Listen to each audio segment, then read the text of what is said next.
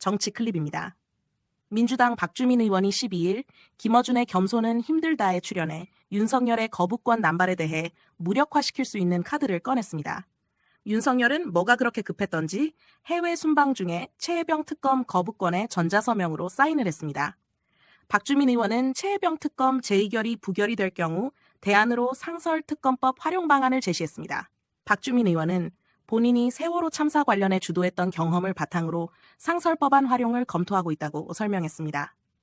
박 의원은 상설특검의 장점은 대통령이 거부권을 쓸 수 없다는 것이고 반면 단점으로는 현재 발의된 특검법안보다는 소규모이고 기간도 짧다고 말했습니다. 이어 최혜병 특검 수사기간은 100일로 준비기간 20일, 수사기간 70일, 추가기간 30일인 반면 상설특검법은 수사기간이 90일이다라며 현재 특검법은 파견 검사가 20명인데 상설특검법은 5명이다. 파견 공무원도 각각 40명과 30명이다. 라고 장단점을 설명했습니다. 그리고 운영위의 역할도 언급했습니다. 박주민 의원은 기존 특검법이 베스트이다라며 투트랙으로 가야 할지 당 지도부가 검토하고 결정해야 한다. 당 지도부의 의견을 전달한 상태이다. 라고 덧붙였습니다. 관련 영상 보시겠습니다. 이게 특검 또 거부권 행사할 텐데 방법이 없는 건 아니다고 말씀하셨는데 방법을 안 말해주고 하셔가지고 궁금해가지고 그래서 혹시 다른 의원들이 아시나 물어봤는데 다른 의원들은 모르시더라고요. 근데 그때는 이제 이게 아직 무르익지 않아서 내가 밝힐 수 없다는 취지로 말씀하셨는데 지금 아직도 무르익지 않았어요? 방법에 대한 부분만 좀 할 수 있는 만큼 말해주세요. 궁금해서 내가. 방법에 대한 부분만 좀 말씀 좀 드리겠습니다. 제가 이제 유공에 나와서 그 얘기를 잠깐 했더니 막 게시판에서 여러분들이 뭘까? 그래서 본인들끼리 막 토론을 하더라고요. 저도 궁금하고 많은 분들이 궁금해하고 혹시 이거 방법이 없는데 뻥같은 거 아닌가? 심지어는 말씀하신 대로 방법도 없으면서 저렇게 얘기한다라는 사람들도 계셔서 그러니까 물어보시니까 제가 그러면 조금만 더 말씀을 그 드리면 사이에 약간 정리가 된 게 있으면 정리는 그때도 됐었는데 그때는 말할 수 없었는데 말을 할까 말까 말을 하는 게 좋을까 말까 했고 뭐 어차피 근데 아직 이게 넓게 공유된 건 아니에요. 넓게 공유된 게 아니에요. 좀 전략적이라는 얘기인데 여쭤보시니까 그냥 말씀을 좀 드리는데 어차피 이제 다 연구를 이제 하기 시작했을 테고 하니까 제가 이제 말씀드렸던 방법은 상설특검법을 활용하는 방법이에요. 상설특검법이 있죠. 그 사실 자체를 사람들이 잊어버리고 있죠. 네, 상설특검법은 현재 있는 법이기 때문에 대통령이 거부를 하거나 할 수 없습니다. 그렇죠. 거부권을 행사할 수가 없어요. 맞습니다. 법이 만들어져 있어요.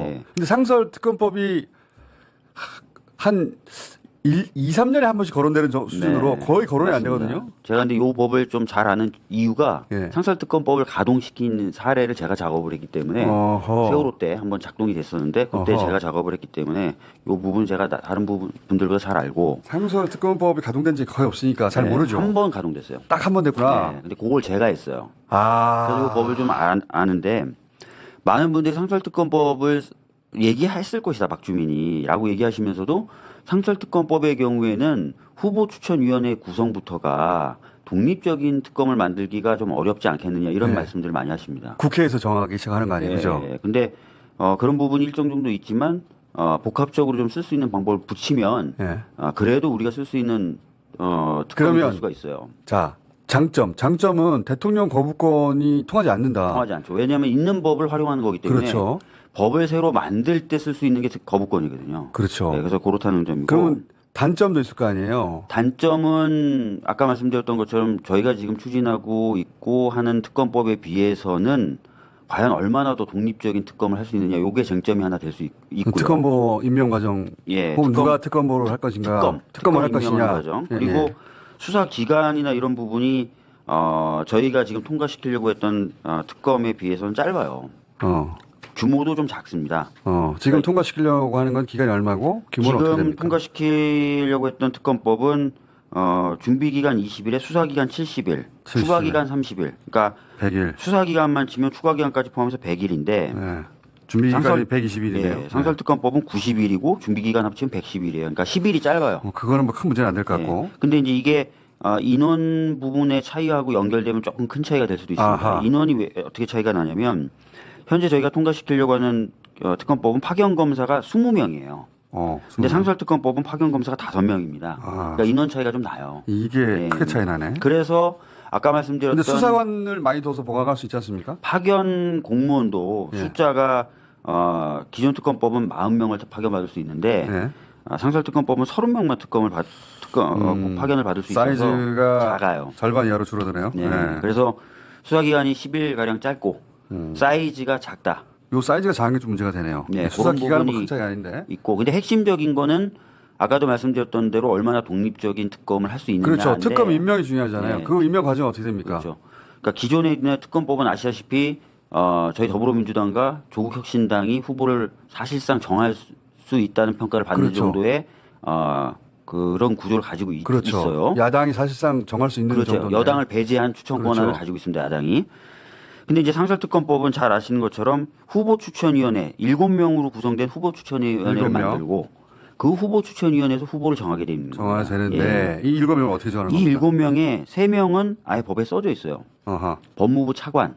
이건 그다음에 뭐 그러면 대통령실 사람이라고 봐야 그렇죠. 되고. 그렇죠. 그다음에 법원행정처의 차장. 이것도 윤 정권 사람이라고 봐야 되고. 예. 그다음에 대한변협 회장. 약간 보수적일 수 있죠. 네. 예. 예. 이렇게 3명은 정해져 있는데 정해져 있고. 나머지 4명은 국회에서 추천한다라고만 돼 있어요. 오. 네. 국회 어디서요? 그런 거 없어요.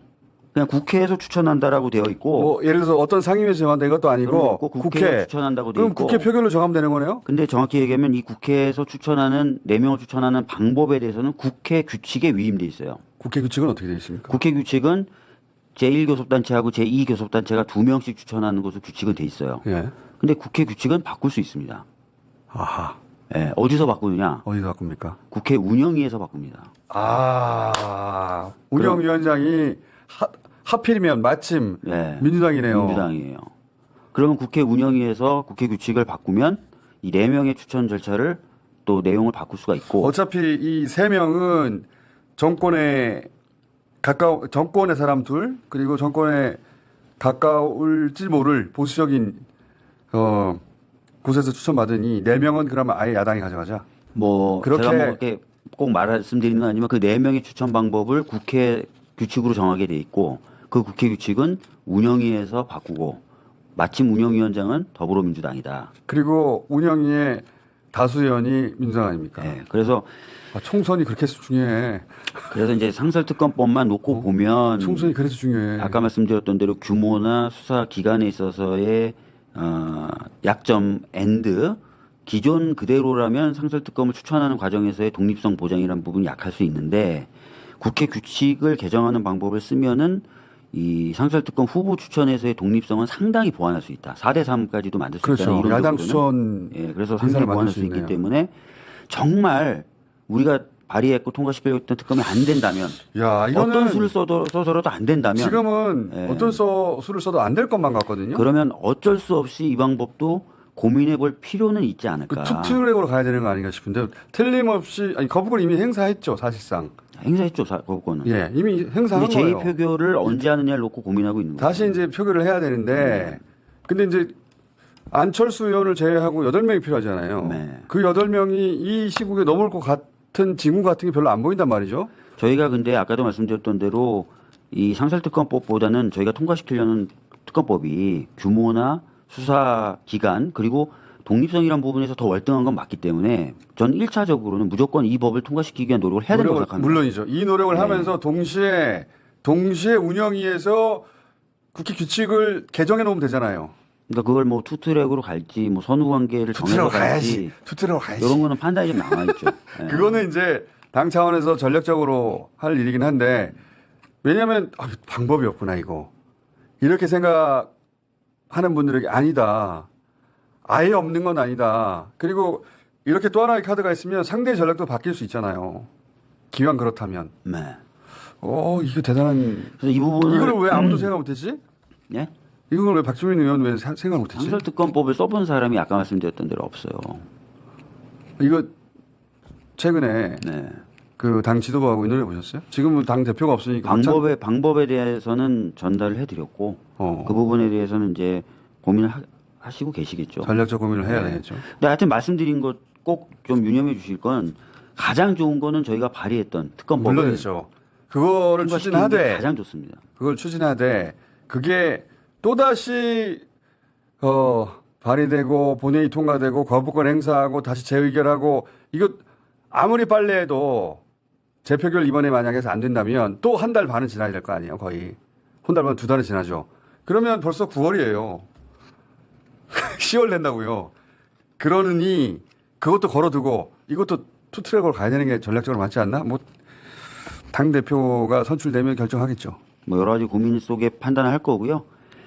하여튼 뭐 그래서 말씀 좀 드렸고 이거는 아주 중요한 돌파구를 말씀하셨네. 제가 지난번에 뉴스공장에 나와서 질문지 없는 질문 받고 네. 말하는 바람에 지금 게시판이나 이런 데서는 도대체 뭘까부터 시작해서 네. 방법도 없는데 박주민 뻥친다부터 오늘 또 물어보시니까 여러분들한테 여러 소리 오늘, 들으셨죠? 오늘 또 물어보시니까 제가 조금 자세하게 붙여서 설명을 했는데 네. 여튼 저희가 통과시키려고 했던 특검이 다시 통과되는 게 베스트다. 그게 그건 베스트고 변함이 없습니다. 백업 플랜으로 이것도 가동시키자. 이런 거죠. 그건 공장장이 판단하시. 제가 판단하는 건 아닌데 지도부에서 지금 뭐 여러 가지 네. 고민하겠죠. 그 지도부가 판단할 얘기긴 한데 이제 지도부가 교체되는 과정이 있으니까 8월 18일이면 교체되는 거 아닙니까? 네. 그죠? 얼마 안 남았어요. 그럼 그 사이에 지금 원내대표나 지금 지도부 차원에서 할 수 있는 일은 해낼 수 있잖아요. 아, 이거 땡큐인데 이거. 야. 이것만 물어보시려고. 딴 거 물어보려고 모시면서 이걸 짧게 물어보려고 그랬는데 내용이 긴 내용이네. 그럼 모신 김에 딴 것도 짧게 여쭤볼게요.